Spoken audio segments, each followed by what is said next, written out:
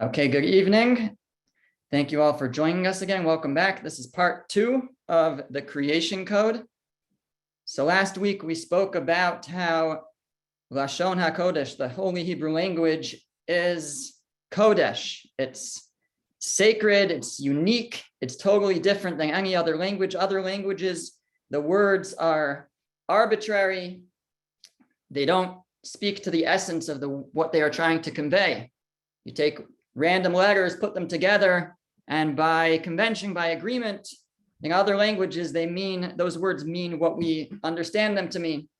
As opposed to with Lashon Hakodesh, actually the words themselves, the letters that make up the words, all combine to describe exactly what is being spoken about, and it's intrinsic. It's within the word itself that we find the actual meaning and interpretation of that word.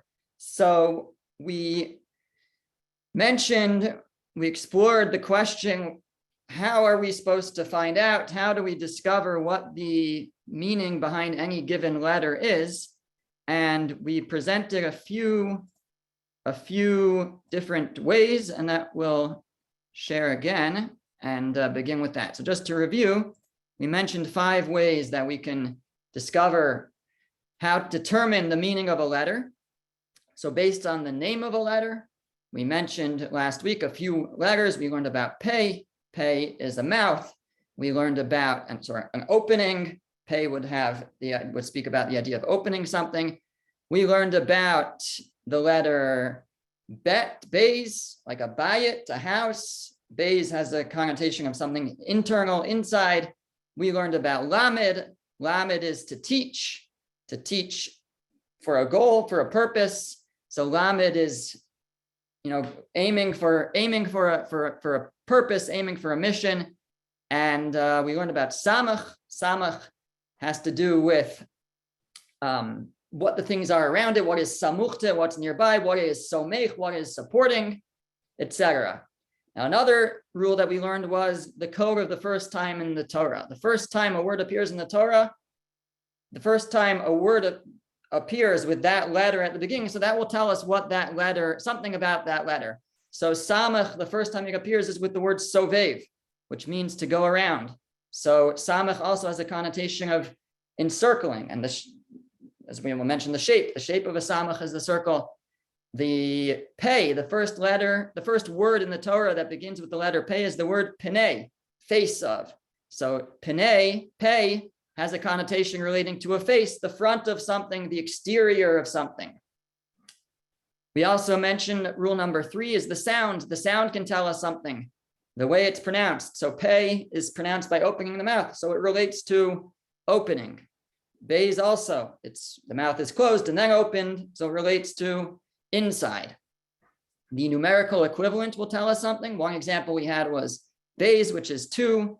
That has to do with, you start with 1 and then you build out, you create. It's now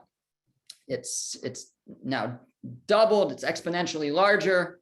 That is within the letter beis, which is 2, and has to do with building out from something. And finally, as I mentioned, the shape of a letter will also tell us about that letter. So tonight we're going to begin with the beginning, and we're going to start with the letter Aleph. And the letter Aleph is very fascinating, as you will see momentarily. So the name is an Aleph, and it's pronounced, actually it depends what vowel we put under or next to the Aleph. So it can be an A sound, it could be an E sound, an O sound, an A sound, a U sound. It all depends what it's vowelized. Aleph is basically a vowel. All the vowels, depending on how we vowelize it in Hebrew. So that's something we'll come back to in a moment. So what does the word Aleph mean? So it means a number of different things. That shoresh, that root, I did spell it out up here, Aleph Lamed Pei. So that root has a number of different meanings. So first of all, Aleph means like a general or a commander. We have that in the Torah. We have Aluf. God is called Alufo Shel Olam in the Talmud, like the commander of the world. in the book of Bereshis, Genesis, it uses the word aluf to refer to the generals, the chieftains that came from Esav. So that's one meaning of the word aleph. The other one is a teacher, to teach. Aleph lecha chachma, the verse says, I teach you wisdom. And that's actually where the word ulpan comes from, which is probably familiar to many. Ulpan is aleph lamed pei nun, is a place where you go to learn. So aleph relates also to teaching. And also, interestingly, the word aleph lamed pei spells aleph. Aleph is 1,000. 1,000 is actually the highest number in Lashon Hakodesh. There's no higher number than 1,000, meaning there's no higher unique number. Once we get to 1,000, so in other words, we have 1 through 10, and then we have a new number for 100, which is Mea, and then we have a number for 1,000, but we don't have a number in Lashon HaKodesh for 1,000,000 or 1,000,000,000 or 1,000,000,000,000. There's no number. There is something called a rivava, which means 10,000, but it's not really a number. It's really just a description. Rivava comes from the word harbe, which means many. Aleph is the highest number out there. So Aleph, which if I skip for a second to the numerical value, it's the first letter. It has the numerical value of 1, but it also means 1,000, which is interesting. And we'll come back to that shortly. What is the sound of Aleph? So it doesn't really have a sound. Ah, E, O. It's the release of one's breath. Ah, it doesn't have its own consonant. Like I said, it's a vowel. And in a certain way, it's always present.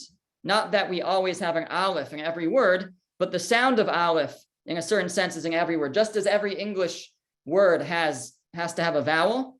So the Aleph is basically the vowel. It's the sound of the Aleph is existent in every time, every letter. You take a pay, you said A in that. So that was with an Aleph in a certain sense. So the sound of Aleph is always present. It's just the release of one's breath. Let's go to the shape. We're going to explain these ideas when we bring it all together. Let's go to the shape. So the shape is actually made of a vav going across, and then 2 yuds. In this picture, it's actually more like a vav. Sometimes it's made with a vav, but it's often 2 yuds and a vav going this way. Now, the numerical value of each yud is 10, which makes 20, and the numerical value of the vav is 6, which totals 26. Now, what's special about the number 26 is also the numerical value of God's name, Yud, followed by Hey, followed by Vav, followed by Hey, the name of Havaya, as we call it, which we don't pronounce. We don't pronounce this name, but that name of God also has numerical value of 26. So within the letter Aleph is the same numerical value, although the letter itself is 1, but it has within it a numerical value of 26, which is the equivalent of God's name. The first time an Aleph appears in the Torah at the beginning of a word, Bereshit bara Elokim. In the beginning, God created. So the letter Aleph is going to relate to Elokim, to God. So here we're on the right track here. We have that the first time in the Torah is God's name. We have the value is also the value of God's name. If we go backwards a little bit, we have the numerical value is number 1, which is of course associated with God. Hashem Echad, God is 1. The sound is just the release of one's breath. As I say, it's always present. It's always present behind everything, within everything. That is also true of God. Everything that exists emanates from God. Go back to the general, the commander. As I mentioned, actually the Talmud refers to God as Alufo Shel Olam, the commander of the world. God is also our teacher. Everything that we know from God. God certainly teaches us how to live through the Torah. God is the ultimate teacher. God is the ultimate commander. Actually, those two things come together in the Torah. The Torah is God's will manifest, revealed to us, and it is both his will, his commands, and also his teachings, all within that one place within the Torah. Now let's hold for a second for the Aleph, the 1,000. We'll come back to that in a moment. Interestingly, if you take the letters that make up the word Aleph, you have Aleph, which is equals 1, numerical value of 1. You have Lamed, which equals 30, and you have Pei, which equals 80. 1 plus 30 plus 80 is 111, 111. So it all comes back to 111, which is God is one, God is one, God is one. If you take some of the common names of God, Yud followed by Hey has numerical value of 15. Yud followed by Hey followed by Vav followed by Hey has numerical value of 26. God's name Kel has a numerical value of 31, and God's name Elokim has numerical value of 86. If you take those numbers and you start from the beginning of the Torah and you follow 15, you land on an Aleph. The 26th letter is an Aleph, the 31st letter is an Aleph, and the 86th letter is an Aleph. So we keep coming back to Aleph. When we speak about God here at the beginning of the Torah, we keep coming back to the letter Aleph. So Aleph is very much intertwined with the concept of the idea of God. Now, we mentioned that the number, the letters of the word Aleph also spell out the word Aleph, which means 1,000. Now, why does Aleph mean both 1 and 1,000? Why do those letters, why do we have the same letters for the same thing? What is that teaching us? Yeah, you can ask a question, go ahead. Rabbi, I'm just stuck on, you say in the previous slide that the first word in the Torah is Elohim. But No. The first word that begins with Aleph is Elokim. Okay. Okay, great. Thanks for the clarification. No problem. Can I ask you So, a question? yes. I'm just curious. We're talking about obviously the letter Aleph and its association with Hashem, and there are lots and lots of names of God. Is there?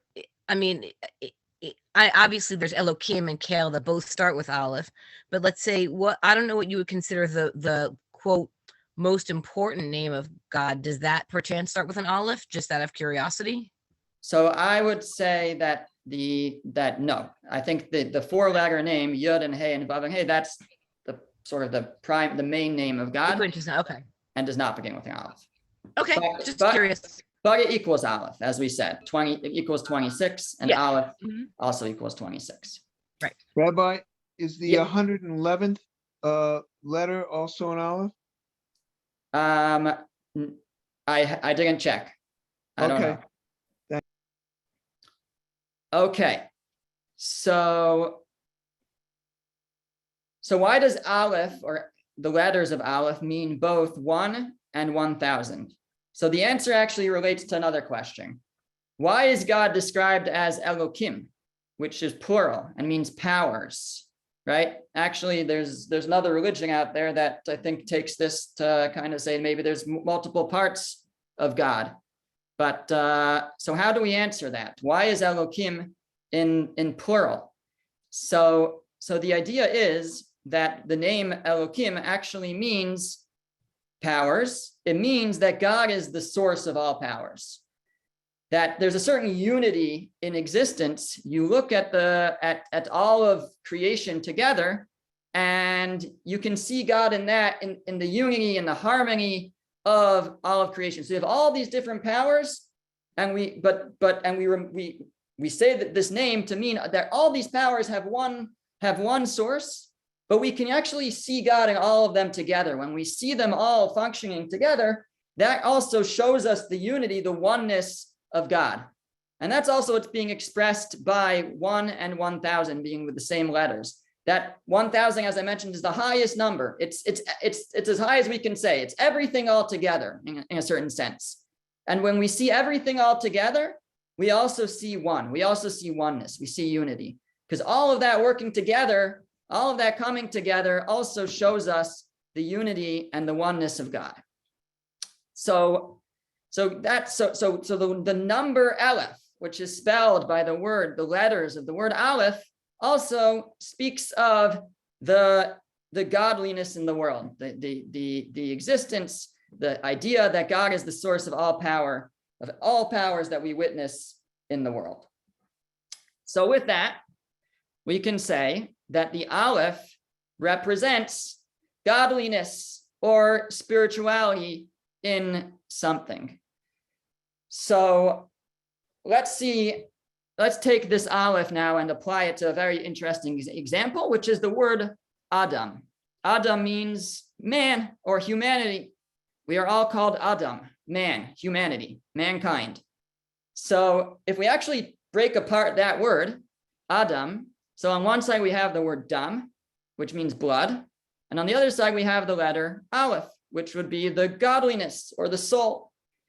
So fascinatingly, the word dam, which means blood, has a numerical value of 40 plus 4. Dalet is 4, mem is 40, so that's 44. And interestingly, if you take the word av, which is father, it has a numerical value of 3. And you take the word aim, has a numerical value of 41. So 41 and 3 is 44. There are 3 partners in creation. There's the mother, the father, and God. The mother and the father provide the body, the physical part of the person. And then God provides the soul. And that's the Aleph being added to Dam. Dam is the blood, but represents the physical makeup of the person. And then God contributes the Aleph. God contributes the soul to that Adam, making them complete, making them a human, a human with a soul which drives them, which animates them, etc. If we look in the Torah, when Adam is first created, when man is first created, so the verse says, Vayitzer Hashem Elokim et Adam, God created, formed man from the earth. Vayipach be'apav nishmat chayim. He blew into his nostrils a breath of life, or a neshama, nishmas, a neshama, a soul, and the man became a living being. At that point, Adam was a living being. So the ancient the ancient translation from the temple times of Onkelos, Targum Onkelos, the translation of Onkelos translates this verse famously that God blew a neshama into man, and at that point, man became a speaking spirit, a ruach mimalala, a speaking spirit. There's something unique about humanity versus all other creations, which is our ability to speak, our ability to use Lashon Hakodesh or any other language. That is one thing that makes us very unique. And that was part of having a neshama, having a soul. At that point, we were given the ability to speak. So if you look at the letters of the word Aleph, so actually, if the Aleph represents God, and we said that Lamed represents teaching, and Pei represents a mouth, so it actually spells out Aleph Lamed Pei. God teaches the mouth. God teaches to speak. So within the word Aleph, which is the neshama, which is the soul, is the idea that it's that soul that gives us the ability to speak, which makes us unique, makes us different than all other creations. We can also now come back to a word that we mentioned last week, which is the word for nose in Lashon Hakodesh, which is af. In Hebrew, in the Holy Hebrew language at least, the word af refers to the nose. So we mentioned last week when we learned about pei, that it's very fitting that it has the letter pei in it, because pei means an opening, and the nose has openings, just like the mouth is an opening, so the nose is an opening, it should have a pei. So now we also, though, maybe understand why there's an aleph, why it's spelled aleph pei, because based on this verse, the nose, although we use it to smell, but it had a much greater responsibility, a greater job, which was that when man was created, it was through the nose that God breathed in the neshama, the soul. And so it's fitting that it's the opening for the soul. Now, there's certainly lots that can be said about that, why, what that means for us nowadays, what the nose represents, being the entry point of the soul. But that's what it happens to smell. That's one thing it does also. But the nose is the entry point for the soul, and that's its essence. And that's expressed by the aleph and the pei coming together for the word af. Now, we can also now go back to another word that we learned last week and maybe get a better understanding of why there's an aleph there, which was the word pere. This was our first example last week. Last week, we taught that pei means to open, and resh is like the head of the origin of something. It's still in its natural state, not yet broken up. But when the pei opens up something from its natural state, so it breaks it open. So many words that are breaking open and spreading out, that all began with pei and resh. The first one that we said was maybe a little bit more conceptual because it had to do with a person, that the word pere, like in this verse, pere Adam, a wild man, is a person breaking out of their normal nature. I think now that we understand the letter aleph a bit better, it makes even more sense, because the letter aleph represents the soul. When somebody is wild, they are allowing their sort of more base instincts to break out from their soul. We have a constant struggle between our neshama, our soul, and our body and our base instincts. And our goal in life is to allow the spiritual to override the physical. But sometimes a person doesn't do that. And the result is a wild person, a person out of control, a person who's letting their most base instincts control them. So the pere is someone who has broken out of their soul. They've broken away from the normal state that they should be in. If we take those letters and we rearrange them a little bit, we have Rafa, like Rofe, which is a doctor, right? So this means to cure. So this is the person being put back together again. The letters are flipped around to represent, I don't know how to say it exactly, but we see that this is what it represents, that it's no longer the being broken out, it's now being put back together. And there's both what we call refuat hanefesh. There's a curing, a recovery of the soul, and there's a recovery of the body, and both can apply here. This root resh pei aleph can be the person now being put back together and whole again, being sort of the flip side of pere. The person who is wild and out of control is now being put back together. Now, another aleph that we introduced last week was, sorry, does somebody want to ask a question? Could it be because resh is because of resh denotes? Yeah, could it be because resh denotes the head, that maybe when that item or thing or person is being put back together, that head is kind of taking control again? Maybe that's where it comes from. Okay, interesting. It could be. That's all right. That's a good thought. Okay, thank you. Sure. Okay, so I brought this up last week because we were learning about the root of kaf and samach. And we learned that kaf is like to bend something, and samach can be around, like saviv.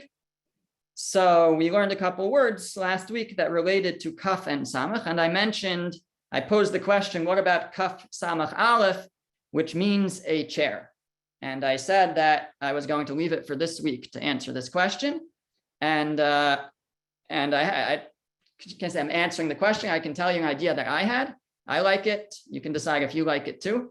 And that is the following. What does kaf samach aleph have to do with the chair? So the truth is that in the Torah and the Tanakh, the word kisei doesn't really mean a chair. It much more commonly or almost always means a throne.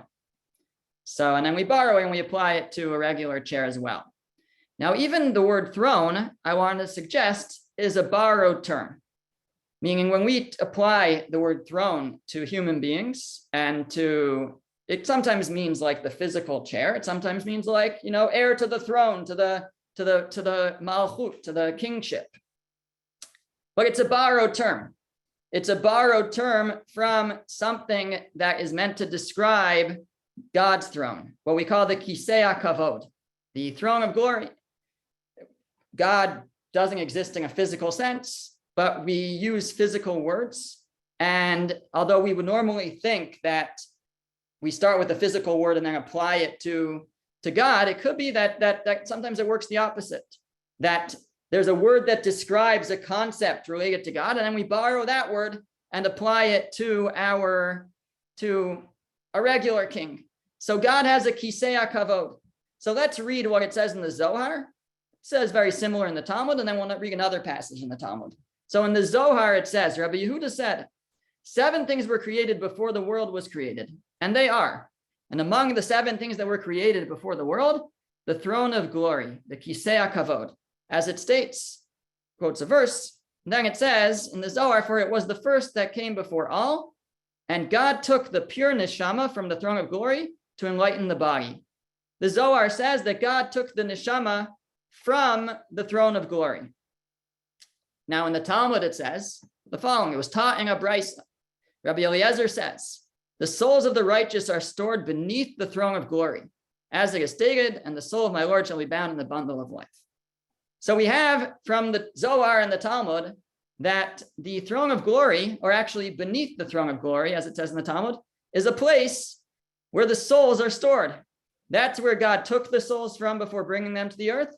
That is where God returns the souls after a person passes away. So I'm not here to explain what that means because I can't. But for our discussion about Lashon Hakodesh, I think we now have an explanation for what the word kisei means. Kisei means that which covers the aleph, that which covers the neshama, the soul. The throne of glory is the place, the kisei, the throne of God, the throne of glory is the place that covers the neshama. It's the place where the neshama is kept beneath the throne of glory. That's what's stated both in the Talmud. It doesn't here say beneath, but I saw the Maharal of Prague. He says just like it's returned there. That's where it begins. That's where the souls are stored. Again, this is not a physical idea. It's a spiritual idea described in physical terms. But perhaps that's where the word kisei comes from. It's the place that covers the neshama, referring to God's throne of glory. And then we borrow that term and we apply it to a regular throne. And then we further borrow it and we apply it to a chair. Alternatively, it doesn't explain the aleph. I did see in the work Cheshek Shlomo of Rabbi Shlomo Pappenheim, somebody was asking me about that work last week, that he also connects the word kisei to cover, but he just says very simply, a kisei is a throne that has a nice cover on it. He doesn't explain the aleph specifically because he's not explaining individual letters. He's explaining roots like kaf and samach, but he says it's something that's covered. That's why it's called a kisei. That's a more simple approach, although it doesn't explain the use of the letter aleph. Couple more thoughts about the letter aleph. So let's look at a couple of words that begin with aleph, a couple of roots.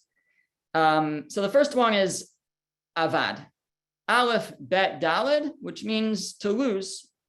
So we can get a sense of what the bet and daled mean from other words that contain a bet, a bays, and a daled, such as livad, which means alone, or badad, which means solitude. Hitbodedut is like to sit in solitude, contemplate. So I'm not going to try to explain why the bays and the daled mean alone, but I think now we understand a little bit of what avad means. Avad, the aleph here maybe is the self, it's the individual, not necessarily so much the spiritual side of someone, but the individual. And to lose something means something is alone from me, from I. It is now separated from me. It's alone from me. So maybe that's the understanding behind the word avad. The aleph here meaning the individual, the person, and bet and daled meaning alone from me. We see a similar thing with the word achal, aleph chaf lamed, which means to eat. To eat. So the word kala can mean to destroy or to consume. And if we take that root, that's the chaf and the lamed, to destroy, to consume. But achal, to consume into me, into an individual. The individual is consuming. He's taking it in to consume it. So that, again, the aleph here is not so much speaking in the spiritual sense, but it's now the person who is created in the image of God, representing that aleph, the spiritual aleph, the godly aleph, and now applying it to these terms. That's the individual. Something is alone, is lost for him, the individual consumes. And then we have the word ahav, which is to love. So Rav Shamshing Raphael Hirsch points out that the word hav means to give, and he connects the word ahav to this word. Now, this is reminiscent of a famous teaching of Rabbi Eliyahu Dessler. Rav Dessler poses the question, what comes first? Love followed by giving, or giving followed by love? Meaning, do you give to someone because you love them, or do you love to someone because you give to them? And the answer is probably a bit of both. But Rav Dessler develops the idea that a way for a person to engender love is by giving to someone who we give to and give to and give to. It really, very interestingly, he says it comes from self-love. The more we give to someone, the more invested we are in them, the more of ourself we see in them, and out of self-love, we actually come to love them. But there is a way to engender love, by giving to someone. And he says that's why, by the way, Yitzchak loved Esav. Esav, you have Yaakov, Jacob, and Esau. Yaakov's he's the righteous one. Why does Isaac love Esav so much? He says because he was always trying to help Esav, to try to get him on the better path, And so when you give to someone, then you end up developing a love for them. So within this word ahav, we see that, because within the word ahav is the word to give. So it's both an expression of love, one gives from themselves, but it's also a path to love, is to give to someone. When we give to someone, then we develop love for them. I have a question. Please. As opposed to ahav, avad, you made it sound like that had more to do with love of oneself, as opposed to giving to another. No, so nothing. No? I'm not relating this to the word avad. Avad just means to lose. To lose. Okay. Yeah, within the word ahav itself, I'm saying that Rav Dessler explains that part of why a person comes to love someone that they have given to is because they are now investing in that person. It's like it's certain self-love, I see myself in them. I've given so much of myself to them that I now love them too, because I love myself. It's actually how he explains, Ve'ahavta l'reacha kamocha, you should love your friend like yourself, meaning when you see yourself in your friend, when you're now investing in your friend, then you'll love your friend because they are like yourself, because you've invested of yourself in them. So, but that's not really our topic for tonight, but it does help us understand this word ahav, the aleph representing the self and hav representing give. By giving, we develop love. Giving is also an expression of love. Okay, we are now going to turn to a different direction. And I want to use this as a springboard to talk about some other letters and some other concepts. Not the happiest of springboards, because it has to do with cursing, but it will help us bring out some ideas. So let's just take a look at 3 different verses. And in these verses, there are kind of actually 4 different terms for cursing someone. And many of these appear frequently, some more than others. So in the first verse from Bereshis, chapter 12, it says that I will bless those who bless you, umikalelcha aor, and I will curse the one who curses you, I will curse. So we have here actually two words for cursing. Kalel, kuf lamed lamed is curse, and really the root of this word is ara, aleph, resh, hey. So two words for curse. Then we have in Numbers 22, this is in the story of Balak and Bilam. Bilam is going to try to curse the Jewish people. So there it says, behold, the people that has come out of Egypt, come curse me them. Curse them for me. This is the message that Balak sends to Bilam. He asks Bilam to curse the people. And the word for curse is kava. And then we have a different type of cursing, which is cursing God, which is expressed with the following word, Es Hashem hu megadef. He has blasphemed God. That's all bikaraf. So we have four, in a certain way, we have four different terms for cursing. Kalal, klala, ara, aor, kava, and gadef. So we're not going to explain this one, aor. We're going to explain the other three a little bit and use that sort of to see some other cool and fascinating concepts. So let's start by talking about the letter kuf, which is the first letter of the word kava. We're going to talk about the word kava by exploring the letter kuf. So the name is a kuf. It makes a K sound. And the root is from the word lahakif, which is to surround something with borders. We're familiar probably with the word hakafot from Simchas Torah, which is when we go around. We make again, the word lahakif really means to like put a border around, but that's what we call it because we're going around. There might be a better word for it, but that's what we call it. The first appearance in the Torah is the word yikavu, which means to be gathered in, to be contained, again, to sort of put a border on them. The waters are gathered in, the land becomes a border around the waters. So kuf, at least on one of the things that it will denote, that it will mean, is the idea of a border. So what happens if we put a kuf next to a bet, a base, which we learned about last week? So base means inside and kuf means a border. So that would be to surround an inside with borders, or to hollow something out to make a boundary around it.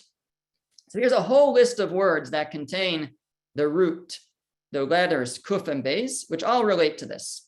So we have the word nekev. It's a hollowed out inside, which now has a border. It's a hole. We have a kever, a grave, also a hole. We have the word kabel, which is to receive, to bring something within borders, like another expression that is a beit kibul. A beit kibul is a receptacle. It's something that can receive something in it. It has it's a container. It can contain something. We have the word kabetz, which means to gather things that are scattered, just to put a border around them. We have the word yakev, which is a wine vat. Again, a vat. It's like a big hole. We have the word rekev, which is a type of wood-eating worm, which is going to make holes in the wood. And similarly, the word rekev also sometimes means rotten, again, because the wood will get holes from rotting. So all of these have that root kuf and beis. You might actually be able to think of some English words that are related to this, such as the word cave or cavity or cavern. Just saying, maybe that's because they also have kuf and beis, those sounds in them. So with that, we can now turn back to our word kava, for which, according to Rav Hirsch, at least the root of the word kava is kuf beis beis. Here it's conjugated, but the root is kuf beis and beis. It means to curse. So this particular curse is to wish someone to become hollow without any internal support or content. So it's somehow to hollow them out. Whatever is supporting them, whatever is giving them life, that's the type of curse that Bilam wanted to give, or Balak wanted Bilam to give, was a type of curse that just removes anything from inside. I don't know if it means the hope or the health, physical health, but it's somehow should hollow them out. That's the meaning of that curse. And we understand it now based on that root, kuf and base. Now we'll go to the next one. The next one I want to do is gadef, which meant to blaspheme and to curse God. So to understand that, we have to understand the letter Gimel. Gimel is actually a really fun and fascinating letter. Gimel,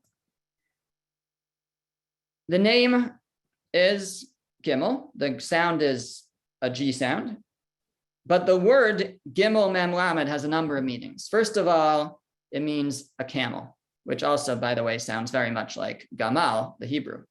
It also means Gomel is to give to someone, to do kindness, to give, to perform a kindness, or to nurture someone.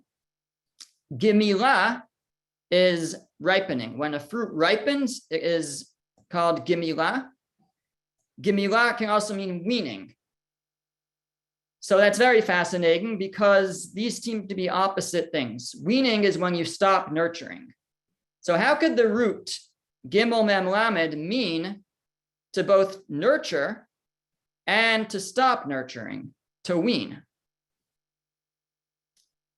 So the answer lies actually in the letters of the word Gimel, because within the letters of the word Gimel, Gimel Mem Lamed, is the letters Mem and Lamed. So Mem and Lamed might be familiar to us, Mal, from the word Milah, Brit Milah.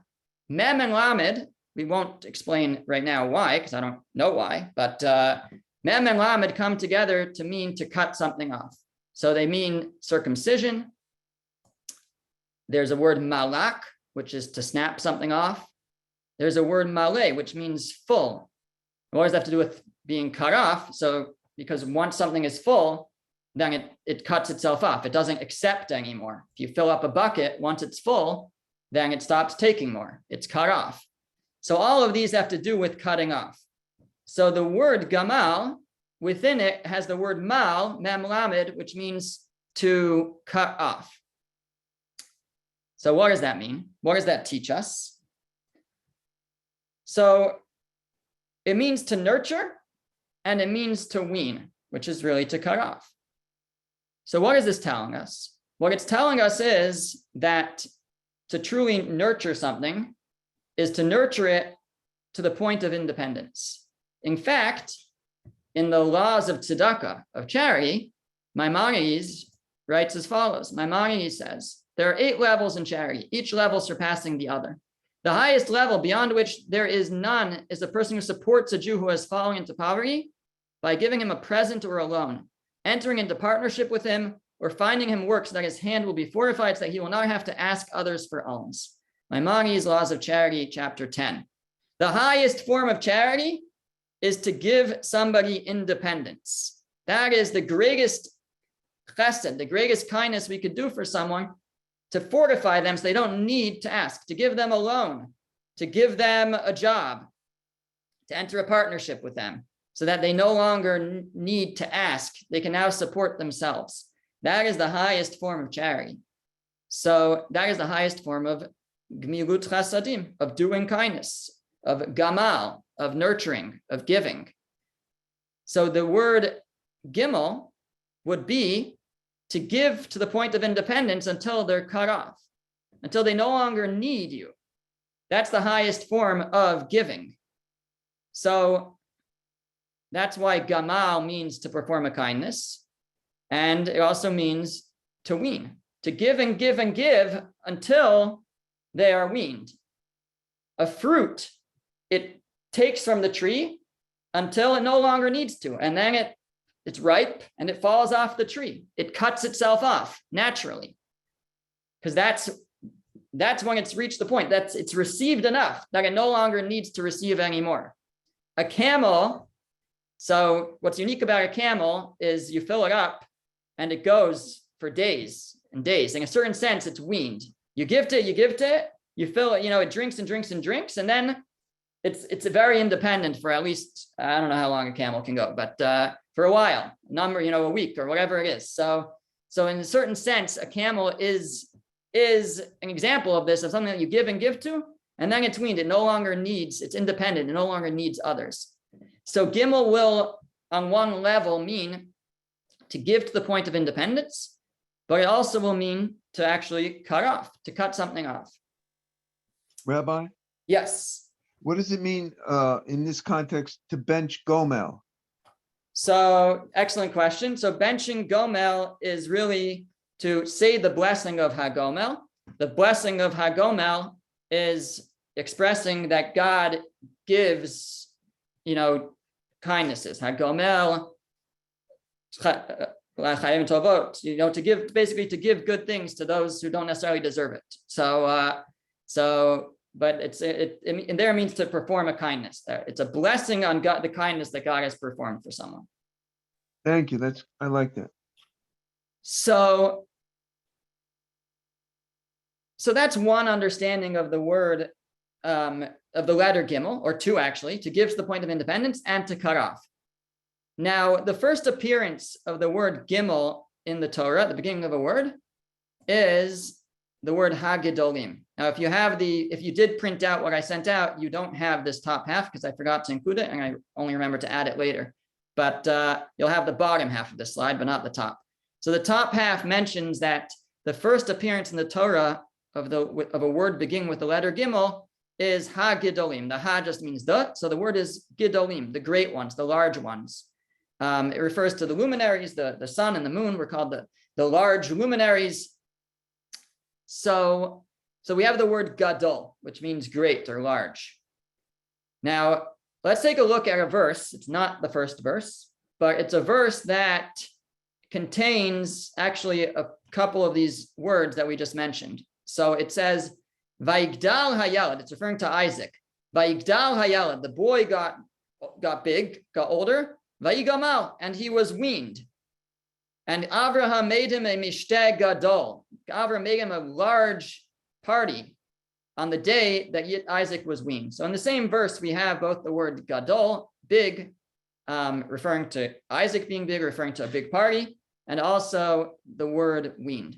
So what is this word gadol? So if we break up the word gadol, which the root is gimel daled lamed, so we have the gimel, which we know is gomel, to give, and then we have daled lamed. Daled lamed, a dal, is a word for a type of poor person. It's someone who's lacking or someone who is dependent. So the word gadol actually means to give to someone who is dependent, who is lacking. So that's why the word to raise someone is this root. Gimel daled lamed is to raise someone. When you raise a child, you are giving, you are gomel, you are giving, gimel, like our letter gimel, you are giving to someone who is dal, someone who is dependent, someone who is needy until the point that they no longer are, until they are mature and self-sufficient. And then they become a gadol. Then they become an adult. And they are the gimel daled lamed.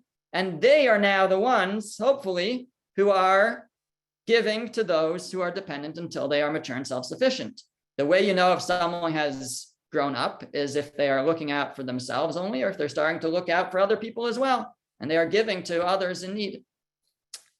We call God Gadol in our prayers, Hakel HaGadol, the great one. In that sense, we don't mean great in size or anything. What we mean is he's great in kindness. And in this very sense, in that he provides for those who are dependent. So the first word beginning with the letter Gimel in the Torah is Gadol. So if we sum up, we have three meanings of the letter Gimel. We have it means to give. We have that it means something that's big or great, like the word Gadol begins with big. Is the first word in the Torah beginning with Gimel means big or great. And then we have cutting off, like giving to the point of cutting off. So it means both gomel, to give, and gamal, to cut off, to wean. So here are a few examples where Gimel seems to relate to number 2, actually, to something big or tall. So we have the word gavoa, which is tall. Giva is a hill. Gibor is someone strong. Lahit gaber, from that same root, is to overcome. Gava is arrogant, somebody makes themselves big. Gazam is the root for the word to exaggerate, which is also to make something bigger than it really is. And then we have the word gag, which is the highest point of a building, contains 2 gimels. Now we'll have some examples where we have the word gimel and the letter gimel, words begin with the letter gimel, and it's going to have to do with cutting off. So we have the word gazar, which is to cut, gazam, to trim, gazal is to steal from someone else, to cut something off from someone else. Ganav, another word that means steal, also cutting off from someone else. Gazaz is to shear, to cut something off, and gazit is a hewn stone. Now, if you look at all these examples, which all mean to cut something off, they all have something in common except for one. And that is, they all are gimel zayin, except for the second word, which means to steal. So we have the word gazal, which is gimel zayin lamed. And then we have the word ganav, which is gimel nun vez, vet. But they both mean steal, but one is with the, they're different words, but one has the zayin like all the other ones and one does not. So what is the difference between gazal and ganav? So the difference is there are different types of stealing. Gazal is someone who steals in the open. A gazlan is someone who steals in the open, usually armed. And a ganav is someone who sneaks in and steals in secret. Not necessarily employing any weapon, they're sneaking in and stealing in secret. That's the difference that comes up frequently in the Talmud. So gazal, as I mentioned, is in the open, it's going to be with a weapon, and ganav is not. Now, all of these things, to cut, to trim, to steal with a weapon, to shear, to hew, all involve some kind of sharp object to perform, except for the one that does not have the zayin. So maybe the zayin has something to do with that sharp object. And in fact, it does. Let's look at the letter zayin. So the zayin makes a Z sound, and it actually means a weapon. A kli zayin is a weapon. It also relates to the word zan, like we say in Birkat HaMazon, in benching, grace after meals. Hazan et ha'olam, he feeds, he nourishes the world. The zayin is shaped like a sword, and its first appearance in the Torah is zera, seed. We're actually not going to talk about all these other meanings of it today, but focusing right now on the meaning, which is a weapon or a sharp object. So if we go back up, so then all of these things are to cut something off with something sharp, with the zayin. Gimels, to cut, to trim, to steal with a weapon, to shear, and to hew a stone. So I bet, based on what we've learned now, we can actually together figure out, don't look at the next slide if you have it printed, but maybe we can figure out what this word in Hebrew should mean. Some of the letters that would be necessary or you might expect to find for this, to describe this thing in front of us, which is like a hatchet or an axe. So what do you think? What letters would you throw out there that would be part of the word to describe this object in front of us? We have someone chatting it in, a vav. Oh, you're gonna have to explain that one because we didn't talk about vav. A gimel and a zayin. A gimel and a zayin, because we just learned that that gimel is to cut off and zayin is with something sharp. Okay, what part of the axe is sharp?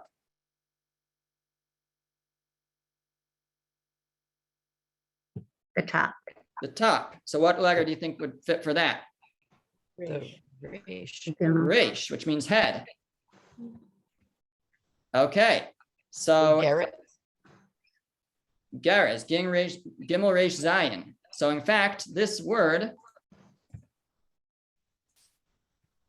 that's what we came up with, right? Gimel, to cut off with a head that is sharp, and it's actually a garzen, an axe. So amazing. We just put together this word. Well done. Okay.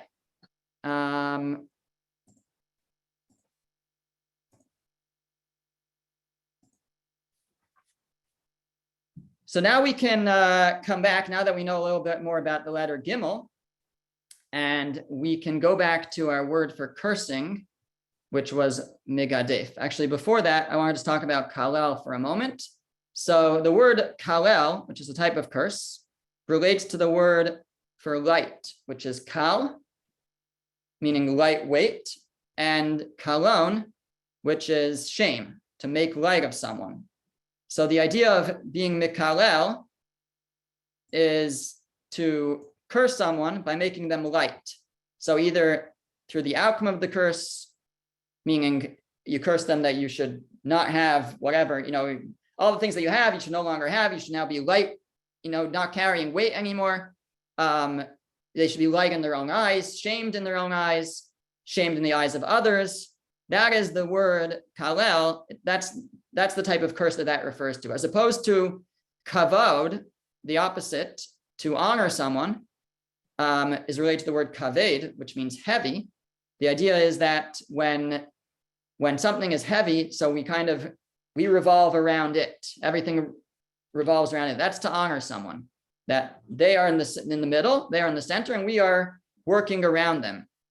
To make someone light is to make them, unimportant, insignificant, and not to work around them. So that's the word kalel.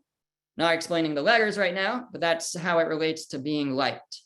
So now let's go back to gadef. So the words, a couple words that are very similar. I also start with gimel daled. So we had gedal, to raise to independence, and to eventually cut them off, basically by raising them to independence. We have geder, which is something that cuts off. It's a fence. It separates. And we have gada, to gadeun, to cut down. So all these have to do with cutting off in some sense, which was one of our meanings of the letter gimel. Well, the word migadef also has to do with cutting off, because the word migadef, the root gimel daled pei, is the word used to blaspheme and to curse God. Now, as opposed to when we curse an individual, hopefully we don't, but as opposed to when someone curses an individual, so that could actually have an impact. It could have an impact because the curse took effect. It could have an impact because the person was affected. They were actually made light in some way. Like kalel, to make someone light can actually make someone light. However, when somebody's cursing God, it's not going to actually change God in any way. It might make God a light in other people's eyes, so we can sometimes apply the word kalel to someone who cursed God. But what's really happening when somebody tries to curse God is gadef. Gadef means to cut off. The verse says that he has blasphemed God and that soul will be cut off from within the nation. Somebody who has cursed God has not affected God. He's affected himself. He has cut himself off with his mouth. Gimel daled expresses cutting off, and pei with his mouth. That is what he has done when he has blasphemed. He has not impacted God in any way. He has cursed himself. He has separated himself, cut himself off with his mouth. Okay, to close on a little bit of a more upbeat note, if we actually look at the first 5 letters of the alphabet, 4 of which we haven't talked about all of them, but we've kind of touched on most of them, we actually find that it tells a story. It tells a story. There's many, many lessons that can be taken from all the letters of the alphabet, but one that we can bring out is we can find the story of the world. Why did God create the world?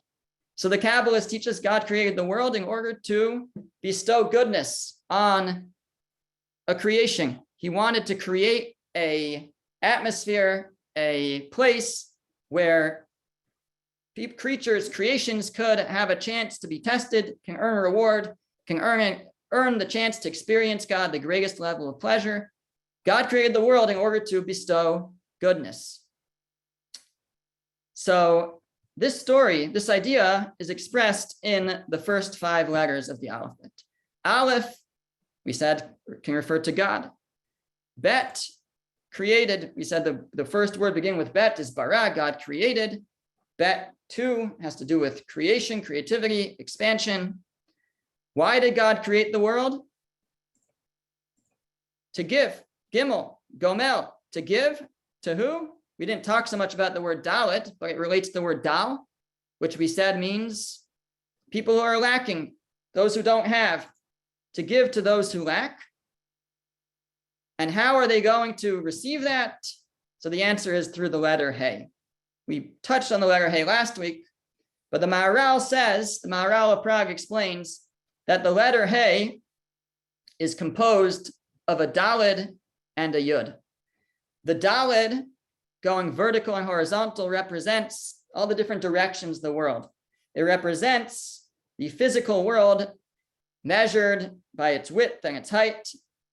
The Yud denotes spirituality, similar to Aleph, but perhaps in a different way. The Yud denotes spirituality.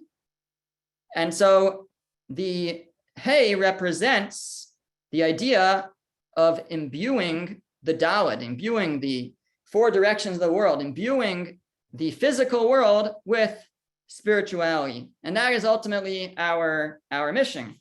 Our goal is to take the physical world that God gives us and elevate it, to imbue it with spirituality.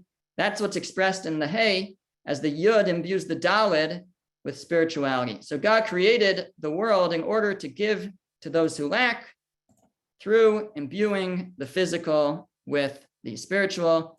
This is the first lesson of the first 5 letters, the Aleph Beis. There are so many secrets, so many lessons in the Aleph Beis.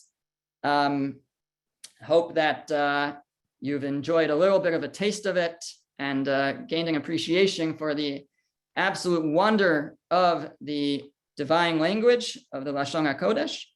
And I hope you'll join us again for other classes. In 2 weeks from now, I'll be starting a series on the Megillas Esther, and love for you to join me for that. Rabbi, great insights. Thank you.